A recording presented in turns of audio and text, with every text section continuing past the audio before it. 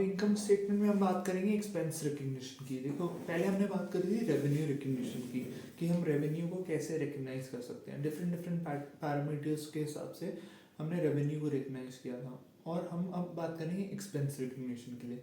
Revenue होती है जो हमारी कमाई होती है, एक्सपेंस होता है जो खर्चा होता है उस कमाई को जनरेट करने के लिए। एक्सपेंस रिकग्निशन से क्या होता है, कैश कम हो जाता है, एसेट्स कम हो जाते हैं, डिक्रीज इन इकोनॉमिक बेनिफिट होता है, मतलब जो एसेट्स होते हैं हमारे वो कम हो जाते हैं। कभी हम खर्चा करते हैं तो हमारे जो बैलेंस शीट होती है वो थोड़ी श्रिंक होती है, ठीक है।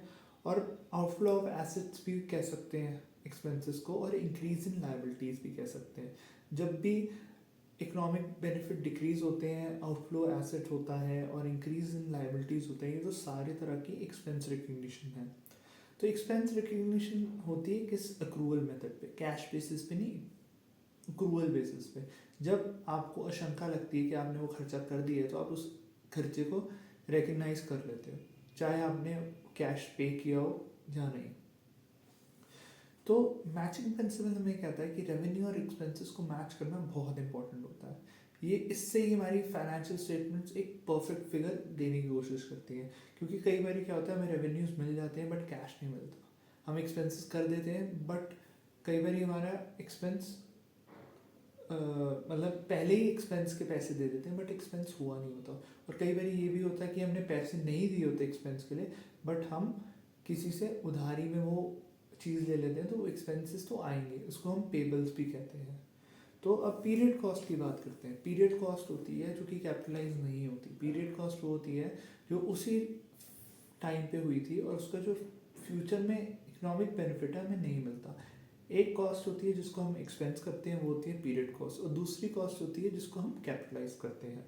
तो पीरियड कॉस्ट से क्या होता है, हमारी जो एक्सपेंस बढ़ जाता है, और कैपिटलाइज से क्या होता है, जो हमारे इनिशियल टाइम के एक्सपेंसेस हैं वो कम हो जाते हैं।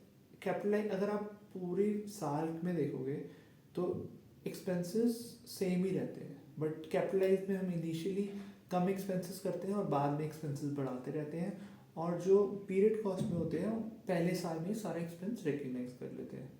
तो फॉर्मूला है नेट इनकम का, रेवेन्यू माइनस एक्सपेंसेस। जितनी भी कमाई को आप माइनस करोगे खर्चों के साथ, तुम्हारी नेट इनकम आ जाती है।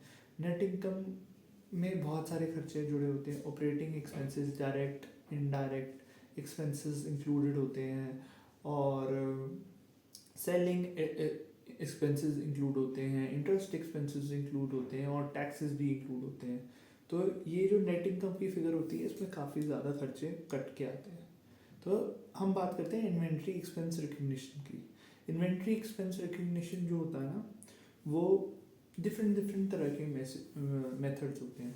तो फर्स्ट है स्पेसिफिक आइडेंटिफिकेशन मेथड, दूसरा है फीफो, तीसरा है लीफो, और डबल डिक्लाइनिंग मेथड भी है। बेसिकली इन्वेंट्री को हमें कैसे एक्सपेंस करना है ये तरीका है। तो स्पेसिफिक आइडेंटिफिकेशन मेथड उनके लिए होता है जो हाई वैल्यूड आइटम्स होती हैं, ज्वेलरी आइटम्स होती हैं, जो कि आप कंपेयर बहुत इजीली कर सकते हो। होमोजेनियस आइटम्स नहीं होती, होमोजेनियस आइटम्स होती हैं जैसे बिस्किट के पैकेट्स। एक बिस्किट के पैकेट को दूसरे बिस्किट के पैकेट से कंपेयर करना थोड़ा टफ होता है, बट स्पेसिफिक आइडेंटिफिकेशन मेथड उन चीज़ों के लिए यूज़ होता है जो कि कॉस्टली होती हैं और इजीली आइडेंटिफाइबल होती हैं। फीफो होता है first in first out method.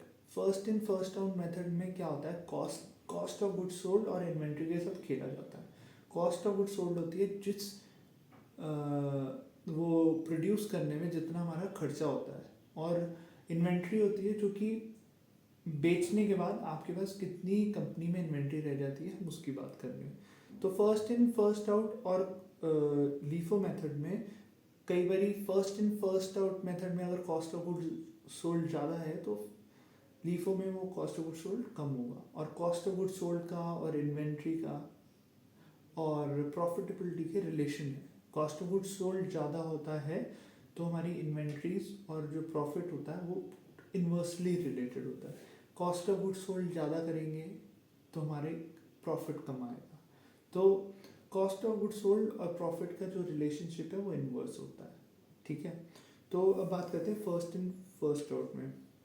इसमें जो बिगिनिंग इन्वेंट्री होती है हम उसको कॉस्ट ऑफ गुड्स सोल्ड लेते हैं, बिगिनिंग इन्वेंट्री को सबसे पहले बेचते हैं और बाकी जो इन्वेंट्री होती है उसको धीरे धीरे करके बेचते हैं। बट लीफो में ये चीज़ अलग होती है, उसमें जो रिसेंट इन्वेंट्री होती है वो सबसे पहले बेची जाती है, और फीफो में जो भी एंडिंग इन्वेंट्री होती है वो रीसेंट इन्वेंट्री होती है।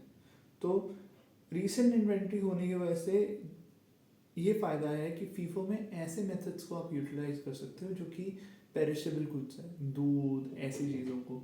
तो ये जो फीफो मेथड है ये पेरिशेबल गुड्स के लिए काफ़ी अच्छा है, बट जो लीफो मेथड होता है वो यूज़ होता है नॉन पेरिशेबल के लिए। तो लीफो मेथड को हम last in first out method भी कहते हैं। लास्ट इन फर्स्ट मतलब जो लास्ट इन्वेंट्री होती है उसको हम पहले बेचते हैं, और जो पहले इन्वेंट्री खरीदी होती है हम उसको इन्वेंट्री में रिकग्नाइज करते हैं।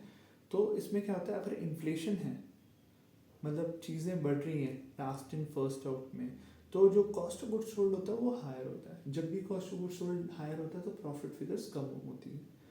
जब भी प्रॉफिट फिगर्स कम होती है तो हमें कम टैक्स देना पड़ता है, और लीफो मेथड यूएस में बहुत फॉलोड है। तो लीफो मेथड टैक्स बचाने के लिए भी यूज़ हो सकता है।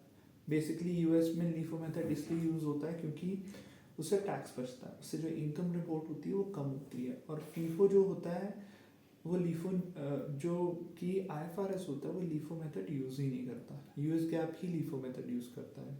अब वेटेड एवरेज में कोई फ़र्क नहीं होता। वेटेड एवरेज में क्या होता है, टोटल कॉस्ट लेते हैं और टोटल नंबर ऑफ यूनिट से डिवाइड कर देते हैं। तो इसकी जो इन्वेंट्री है और कॉस्ट ऑफ गुड्स सोल्ड है वो बीच में आती है फर्स्ट इन फर्स्ट आउट और लास्ट इन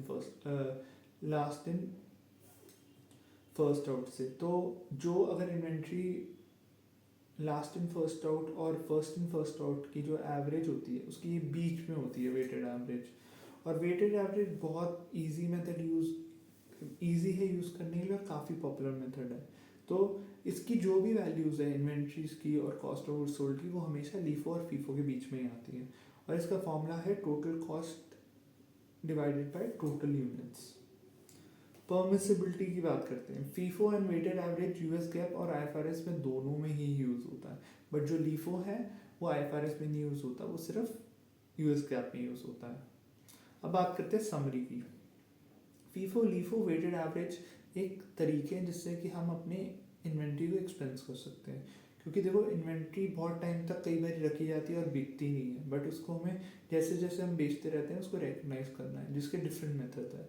ये डिफरेंट मेथड से हमारी जो कॉस्ट ऑफ गुड्स सोल्ड है, इन्वेंट्री और प्रॉफिट फिगर्स चेंज हो सकती हैं, बट एट द एंड कोई भी मेथड यूज़ करो इन होल मतलब पूरे एसेट की लाइफ में एक्सपेंसेस सेम ही रहते हैं। फर्स्ट इन फर्स्ट आउट में हम जो पहले आइटम खरीदते हैं उसको पहले बेचते हैं, और लास्ट इन फर्स्ट आउट में जो लास्ट में आइटम खरीदते हैं उसको पहले बेचते हैं। तो और वेटेड एवरेज हमेशा फीफो और लीफो के बीच में आती है, और वेटेड एवरेज सबसे सिंपलेस्ट मेथड है इन्वेंट्रीज को की कॉस्ट को कैलकुलेट करने के लिए। अब बात करते हैं depreciation expense recognition. Depreciation expense recognition में हम ये करते हैं कि एलोकेट करते हैं कॉस्ट को ओवर द एसेट्स लाइफ। तो जब भी हम एलोकेशन करना चाहते हैं इन्वेंट्रीज की कॉस्ट को तो हम डेप्रिसिएशन एक्सपेंस मेथड यूज़ करते हैं। तो जब लॉन्ग लिव्ड एसेट्स होते हैं उसमें भी हमें मैचिंग करनी पड़ती है, क्योंकि जो उसके फ़ायदे हैं और नुकसान है एसेट्स के उसको हमें मैचिंग प्रिंसिपल के हेल्प से यूज़ करना पड़ता है। टर्मिनोलॉजी क्या क्या यूज़ होती है डेप्रिसिएशन के लिए। टैंजिबल के लिए हम उसको डेप्रिसिएशन कहते हैं, नेचुरल रिसोर्सेज के लिए हम डिप्लीशन कहते हैं, और अमोर्टाइजेशन कहते हैं इंटेंजिबल्स के लिए। इंटेंजिबल एसेट्स वैसे होते हैं जो कि हमें दिखते नहीं हैं, कई इंडेफिनेट लाइफ होती है और कईयों की डिफरेंट लाइफ होती है, और इंडेफिनेट लाइफ वाले एसेट्स को हम गुडविल भी कहते हैं। अब बात करते हैं स्ट्रेट लाइन डेप्रिसिएशन। सबसे अच्छा मेथड है, इक्वल अमाउंट कैलकुलेट करता है डेप्रिसिएशन की हर साल।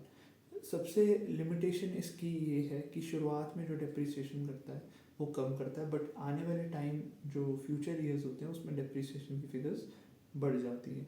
तो लो डेप्रिसिएशन करने से क्या होता है, हमारे इनिशियल ईयर्स में नेट इनकम ज़्यादा होती है, बट जो अपकमिंग ईयर्स होते हैं उसमें डेप्रिसिएशन ज़्यादा होती है, तो हमारी नेट इनकम काफ़ी कम होती है आने वाले सालों में। तो शुरुआत में अगर आपको कम एक्सपेंस दिखाना है तो आप स्ट्रेट लाइन मेथड यूज़ कर सकते हो, और आप चाहते हो कि फ्यूचर में हम एक्सपेंसेस बढ़ा सकते हैं डेप्रिसिएशन वाले, तो आपको स्ट्रेट लाइन सबसे बेस्ट मेथड यूज़ करने के लिए होगा।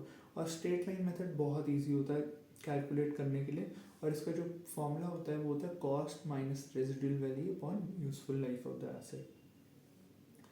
एक्सेलरेटेड डेप्रिसिएशन होता है कि जो स्टार्टिंग के ईयर्स में होती है ना, डेप्रिसिएशन ज़्यादा कैलकुलेट करता है और आने वाले टाइम में डेप्रिसिएशन कम कैलकुलेट करता है। तो जब भी इनिशियल ईयर्स होते हैं तो प्रॉफिटेबिलिटी फिगर्स कम होती हैं, बट धीरे धीरे प्रॉफिटेबिलिटी फिगर्स इंक्रीज हो जाती हैं। तो ये थोड़ा स्ट्रेट लाइन से ऑपोजिट है।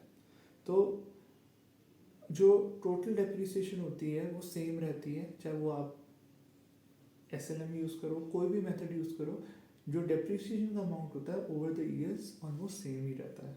अब बात करते हैं डबल डिक्लाइनिंग मेथड की। डबल डिक्लाइनिंग मेथड में ना कांस्टेंट रेट से डेप्रिसिएशन होती रहती है। ये जो होता है इसका जो ये ऑलमोस्ट ट्वाइस होता है SLM के रेट से। मतलब स्ट्रेट लाइन मेथड में अगर 10% डेप्रिसिएशन घट रही है तो इसमें 20% घटेगी। तो इसका फॉर्मूला भी ये होता है 2 multiplied by cost minus accumulated depreciation, और इसको डिवाइड करेंगे यूजफुल लाइफ से तो हमारी डेप्रिसिएशन की फिगर बन जाती है। Basically cost minus accumulated depreciation जब करते हैं, सपोज जो भी अमाउंट आता है अगर उसको ट्वाइस करते हैं और यूजफुल लाइफ से डिवाइड कर देते हैं तो वो डबल डिक्लाइनिंग मेथड आ जाता है। तो इसमें अगर कोई भी रेसिडुअल वैल्यू नहीं होती तो जो एसेट है वो फुली डेप्रिशिएट नहीं हो पाएगा।